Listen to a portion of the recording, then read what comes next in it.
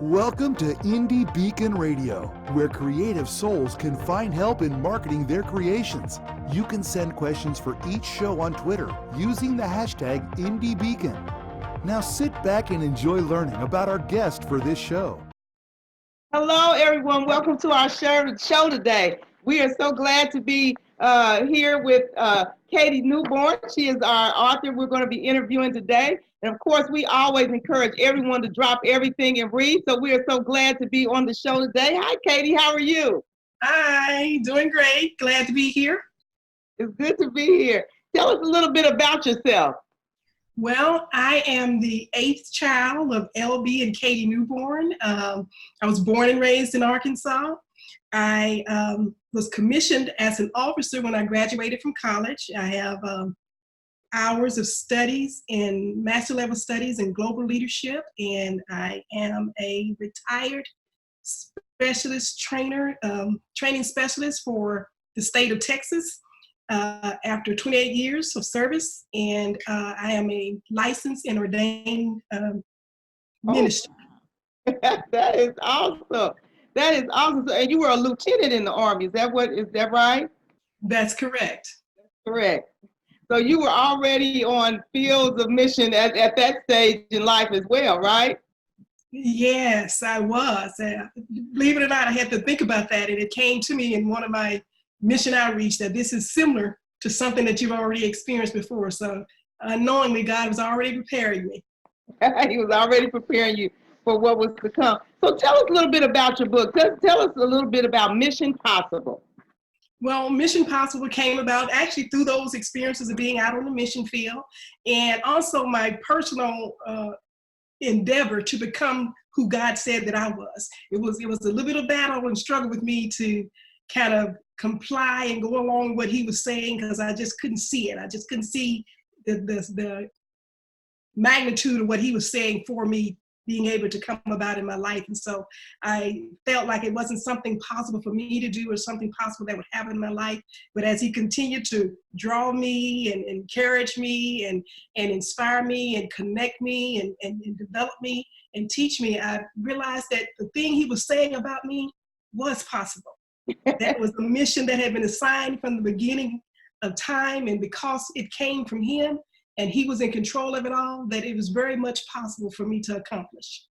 Now, so the significance of the book, what's the significance of the title of the book? Let's explain that. I know you talked about the mission possible, but in the things that the Lord was commissioning you to do. So, but how did you really arrive at the topic Mission Possible? Well, I arrived at that because I wanted to really encourage individuals to know that we are not here on this earth by accident or coincidence, that we came here with a purpose and a destiny already assigned to us. And it was one that God had given us with every intention that we would be successful and capable of and qualified to bring it to pass. And not only for us to be able to do it, but it was an assignment that was going to be impactful and influential in the world. Exactly. So then with that being said, so the message that you hope that your book conveys to other people is that they can, whatever they have been assigned to do, that it is possible for them to do it no matter what the obstacles are. Absolutely. You got it. That's the message. And it's the message throughout the book, through every chapter, through every experience that I share, through the cover, the design in the book. Everything is to inspire and encourage and exhort you to know you can do this thing. You can fulfill this purpose that you've been assigned. And no one else can do it but you, because it's been specifically designed and strategically created for you to accomplish. And so with that being said, when you think about sometimes how people compare themselves to other people, that's really something that we really shouldn't do, because with what you're saying is you're saying each of us is assigned a mission. And so no one else can do that mission but you, the specific thing. So there's specific people that you're assigned to, specific mission that you're assigned to. And so really it's a disservice to God for us to really compare ourselves with somebody else, because he's really assigned us to something. And if we would focus on that assignment, absolutely, then we would be able to accomplish it and have the impact and influence in the world that we should be having, and not in comparison to someone else. It's like the word said that we are fitly joined together. So what I'm needing to do because of my assignment and what you've been given to do because of your assignment is necessary for the ultimate overall plan that God has for the kingdom. And if we fit into our places strategically according to what He has designed us to do, then we will be effective and powerfully influencing and accomplishing in this world the thing that He has for us each assigned to do. Yes, yes, I think it's awesome.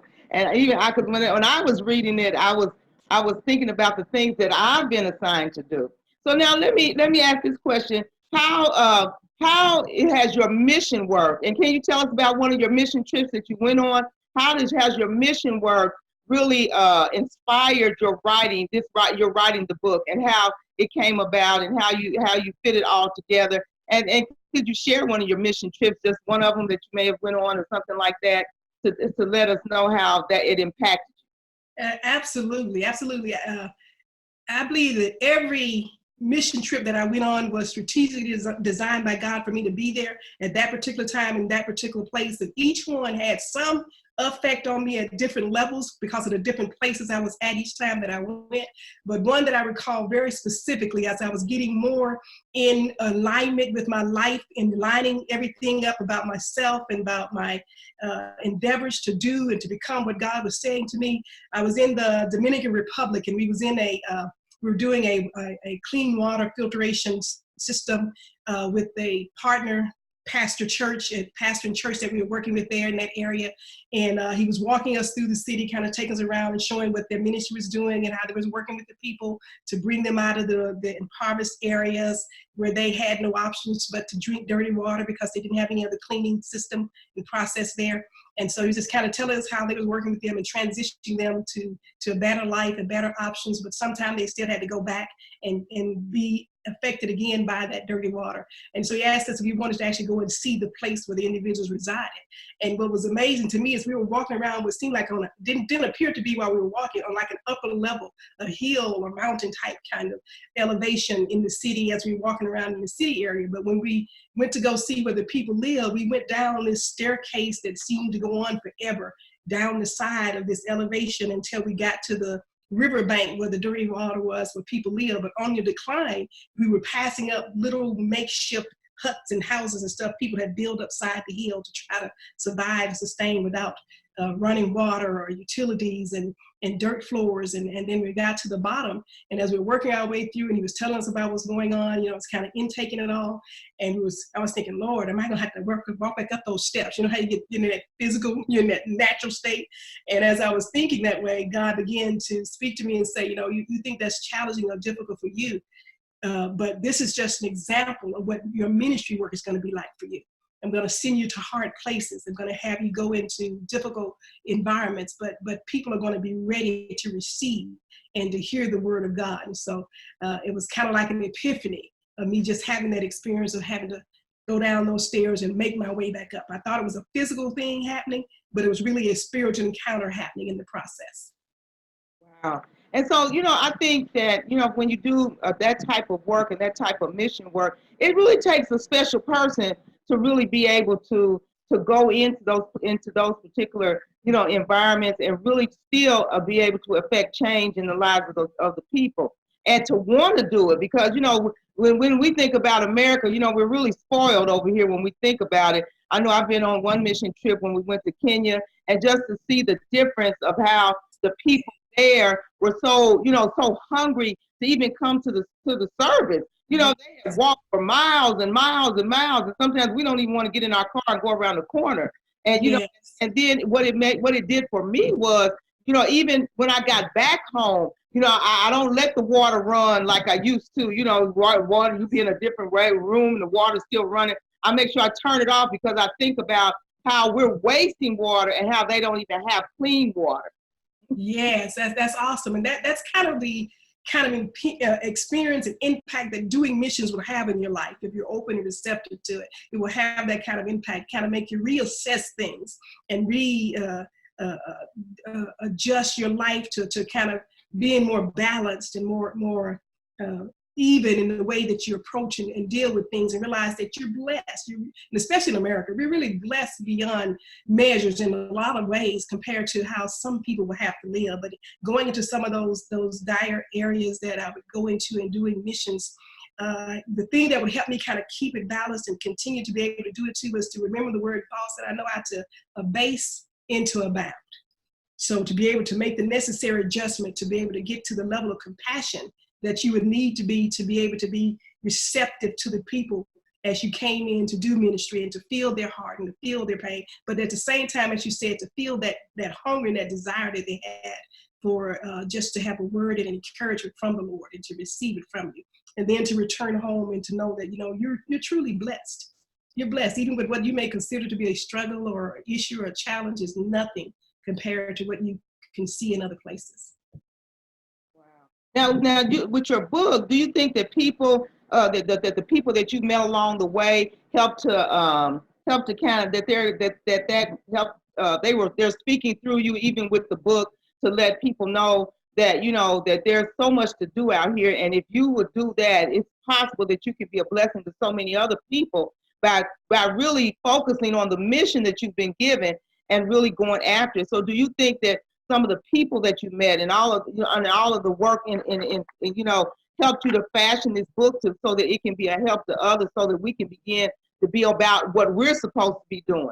Absolutely. There's chapter after chapter, story after story of experiences that I had being out there in the mission field for that very purpose, that inspired and encouraged me, that I believe that would inspire and encourage others as they read it to move. As the book title says, Mission Possible. Not only is what God has given you possible, but the subtitle says, if you move, God moves. And it's not that we are not aware that God is always moving, omnipresent, always there, always working, always operating, completely and totally in control of all things. But if you're not moving in sync and in alignment with what he's doing, you're not seeking to be in timing with him and aligning with his timing, then you're not going to have the experience that you should be having in the moment. So we have to get moving. We have to get started, even if it's the smallest step, the smallest things. I didn't know that what came out of me doing mission was going to be what happened. I was just going to be able to do something that would be good and hopefully a blessing to someone. But in the midst of it all, I found myself blessed. And I found myself increasingly blessed over time in my continuance of it, because God began to develop and do something in me that changed my life. And I think that will happen with the person who would read the book, hear the story, open up their spirit and mind, consider and make assessments of their life or where they are and experiences they've had, and see how to draw out of those things to identify for yourself not just what the purpose is, but what is the impact and the influence that I'm supposed to be having in this world at this time now, and especially in the days and times that we're in now. It's important that all of the sons and daughters of God be moving and responding to the needs of the world. That is awesome. Well, we're going to take a short break, and we're going to hear from some of our wonderful sponsors, and we will be back to continue talking to the author, Katie Newborn, the author of Mission Possible. We'll be right back. What started as a love letter to her son has become an international love letter for all parents to their children. Now you can read acclaimed author Shanalee Charbonneau's story to your children. When her son was very sick, she calmed him by singing her own song to him. She turned that song into the book, My Mama Loves Me, I'm Her Little Boy. She wrote 3 more magical books for all parents and kids 6 and under. Available at Indie Lecter, Amazon, and all local and national outlets.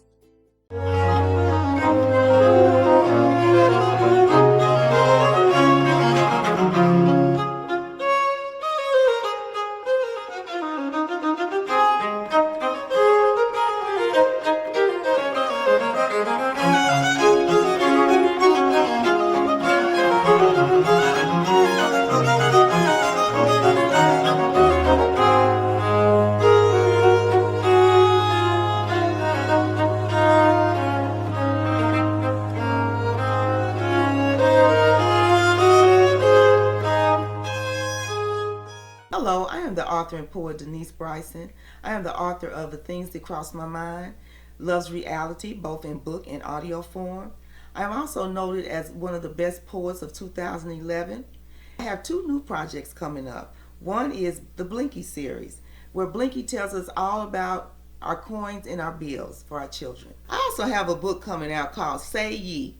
It's quotes from Denise Bryson, just inspirational and that will help you along the way.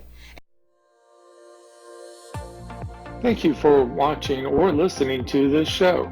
Indy Lecter is proud to sponsor this programming. As a thank you for listening or watching, we would like to give you a 10% coupon code that you can use on our bookstore at indylecter.store. Use coupon code video19. Again, that's indylecter.store, coupon code video19 for a 10% discount on any purchase. Thank you. Welcome back to Indie Beacon Radio. Don't forget to like us, follow. Hello. I'm your host, Denise Bryson, and welcome back to our show where we have been interviewing Katie Newborn, the author of Mission Possible. And we've been talking about all of the great things that this book is bringing to us as readers, and what it can do for you, and how you can be inspired to move on into your purpose, and you can understand that your mission is possible. So Katie, I wanted to ask another question about, I want to ask a question, why this genre of writing? So this is your first book, but why this genre of writing? Why did you feel like it was necessary for you to write this type of book? And how did you feel like that it would be so helpful to other people? Well, I chose this genre because I really believe that as Christians, we do have a story. And a lot of times you may not think that you have a story. I didn't think that I had a story. But as I began to listen to what God was saying to me about what he wanted to do in my life, I realized that my journey was the kind of journey that others would probably be experiencing as well, doubting, wondering if you're able or capable or have what it takes to have impact or influence in the world.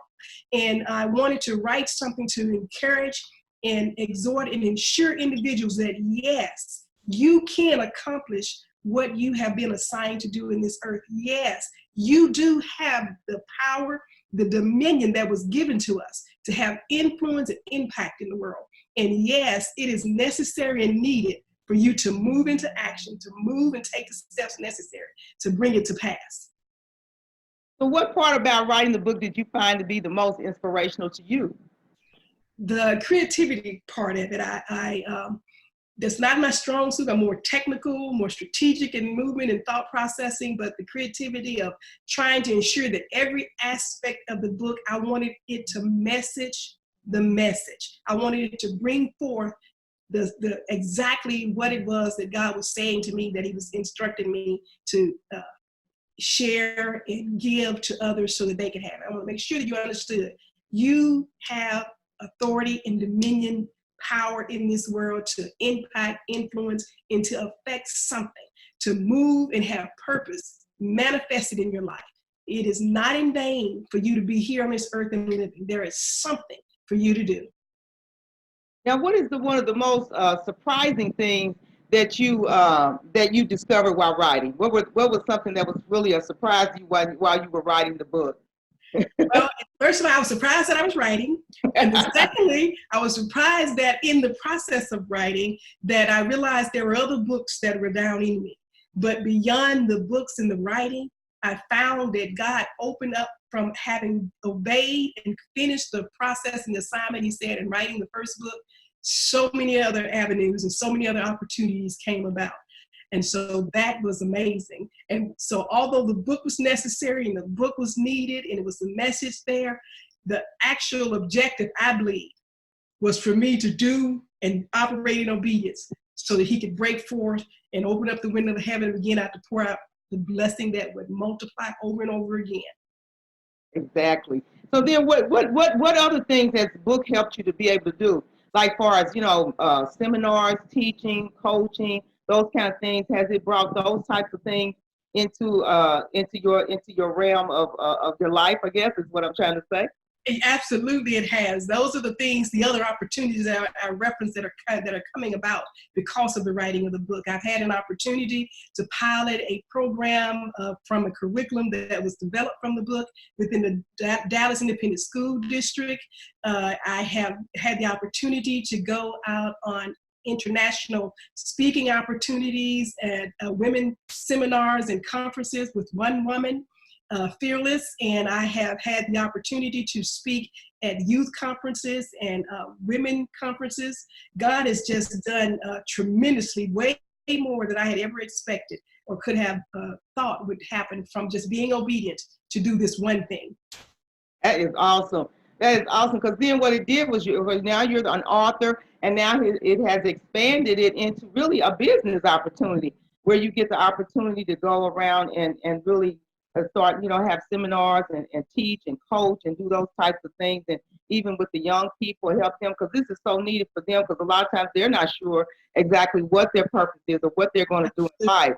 And so then you get, share how you share what you would say to somebody in that predicament that's not really sure. How would Mission Possible help them push past the fear and push past to what is, it's got to be in their heart already. And so how would they take what's in their heart and make that mission possible?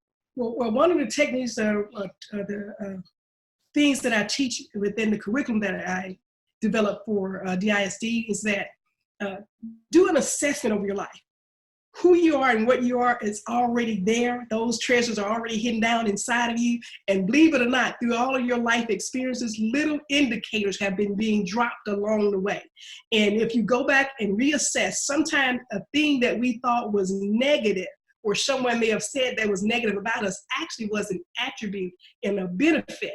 If in the right environment, at the right time, developed in the right way, and handled appropriately, and then maybe something that positive happened, from each avenue, both negative and positive, you should be able to pull something from it that better define you or better develop you or help you along the way. Then also, there are some things about you that you don't even pay attention to because they come so naturally. You just said, I just do that. I just talk a lot, or I'm just able to write because I just like writing, or I just do poetry because it just happens. It's not just happening. That's a hidden gift that's not yet developed or not yet identified. So you're handling it as if it's something minute, but in actuality, once you identify and recognize that it's tied to a part of potentially what your purpose is, then you'll get to handle it a different way. And you'll begin to see it develop and flourish in your life. And so that's what I'm trying to get each person to do. Stop and stand at whatever place you are in your life, youthful or older, never too late, to take an assessment overall in your life and say, is there a change that needs to happen? Is there a redirecting that needs to take place? Is there a shifting that's occurring in my life now that would elevate me or move me to another level or another place in my life? And so there's a vision for everyone. And you just have to take out time to seek the one who has the access to it, who knows all about you, to be able to have it revealed. That is so good. I always tell people, I say, I got the gift of gab, so I'm going to use my powers for good and not for evil. Absolutely. That's it. See, everything works. Everything works. I'm an exhorter by nature. I can see now why I ended up in a lot of places that I was in, even when it came to the military and being commissioned as an officer and having soldiers underneath me and having to encourage them in that kind of environment. It's been happening all the time. It's been happening all the time. I just wasn't perceiving it as that. I just thought I was being helpful, just being helpful. Right. Yeah, you thought you was being helpful, not understanding that all of that was going to bring you to this journey right here, which will help many other people to move forward in because so many people are stuck. And so when you think about Mission Possible, now there's another aspect to the book I want you to talk about too, because it's really after reading the book, reading through it, then it's something else that you ask readers to do. Talk a little bit about that. Yes, I didn't want the book to just be a book that you would read and say, she had some interesting experiences and more that was kind of nice or fun or that was encouraging. I wanted you to then, after having read the book, to take time out and really follow some steps that would help you come to an identification of what your purpose could be. I wanted you to have a interactive involvement with what you had read and what you had been encouraged in, and begin to be able to conclude a matter about yourself. So there are some exercises in the back of the book where you are encouraged to meditate and read some of the scriptures that have been given, and then from that, begin to make notations about what the Lord is saying to you at that point with that scripture that is going to guide you through a process of helping you identify what your purpose actually is. And so it's a working manual in a reading inspiration as well. It's a double-edged sword. It's cutting both ways. It's encouraging, empowering you through reading, and then it's calling you to put your hand to the plow and go to work on it, because it'll come to pass. Exactly. Well, we're going to take another short break, and we'll be back with Katie Newborn, the author of Mission Possible. What would you do if you had to put your life on hold to care for a loved one? I'm Charlotte Kenyon, award-winning author of the book, You Have to Laugh to Keep from Crying, How to Parent Your Parents.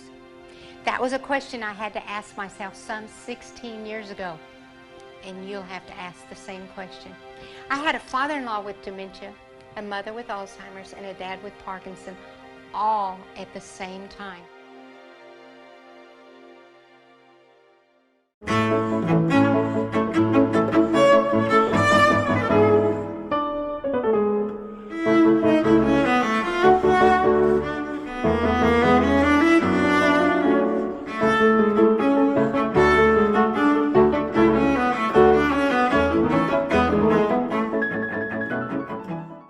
What would you do if you found out everyone on the town council were thieves and murderers?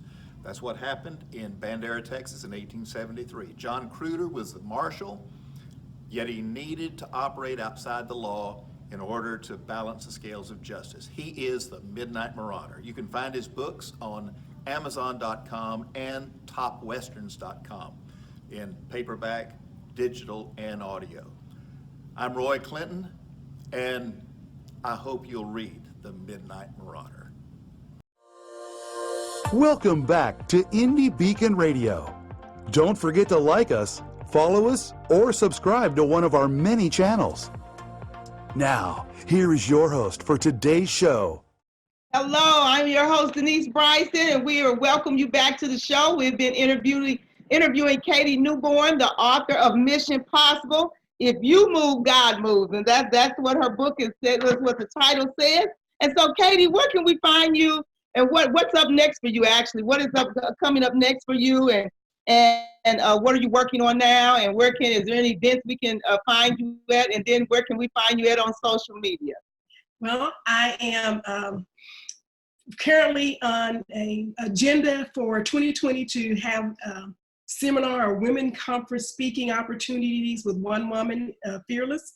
I'll be in Jacksonville and Florida in February, and San Francisco in June, and Niagara Falls in August. Oh, and so God has just really caused that to really blossom and come to pass. And I am beginning to start the process of working on a new book. It's going to be entitled Born for This. And because behind that purpose, there's something you were born to do. We want to begin to talk about what it is that you're going to do to cause things to be different in this world, because it's really needed. We just really need to have Christians having influence and impact in the world at this time. And currently the book Mission Possible is available out on Amazon.com, and it's also in the form of Kindle. And I am also looking at possibly doing a merchandise store, t-shirts and the books that I have, because I want to underwrite the expense of the youth program of helping empower the youth to have a vision for their life, to know that they don't have to wait until they get older to begin to plan and strategize for the life that they want to have. That they should be taking every step at that point where they are to prepare for the future that they want to have. Awesome. And can we find you on Facebook and Twitter? And yes, you can find me under KN Ministries. I have a website, knministries.us. KN Ministries Facebook and Mission Possible Facebook. I'm out on Instagram and Twitter. Awesome. So we have enjoyed talking to you about the book Mission Possible, and so we're encouraging all of our readers and all of our listeners to go out and buy the book. If you want to know how to move forward in the purpose and destiny for your life, you want to get this book. Just to read through it and really see all the awesome things and all the places that she has been and the mission work that she has done, and then to go through the steps to the other part of it to get yourself to that place. You see what your mission is, what's down in the inside of your heart, and then you'll move forward with that. So we're just so thankful for you being on the show today. We're glad to have you, and we were so glad to be able to interview you. I know I was. So anyway, we have been interviewing Katie Newborn. It has been our pleasure to chat with you about your written masterpiece, Mission Possible. Thank you for answering all of our questions, and thank you for being on the show today. We're so thankful to have you. And then also, I was going to ask one more question before we got off, because I know we're winding down, but I got 2 minutes. Do you have any other? What other? You told me what other book you're working on. What are you now? Are you on Instagram or any of these other avenues as far as social media is concerned? Are you there on there as well? Yes, I'm on at K Newborn on Instagram and Twitter. Okay. And so you can find me there. But thank you so much.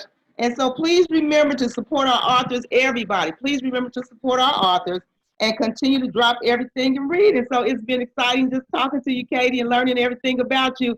And thank you for your service as well. I wanted to make sure I said that. Thank you so much for your service in the military. So we thank you for that as well. And so everybody, we're going to be closing down and winding down. Thanks for listening to the radio show.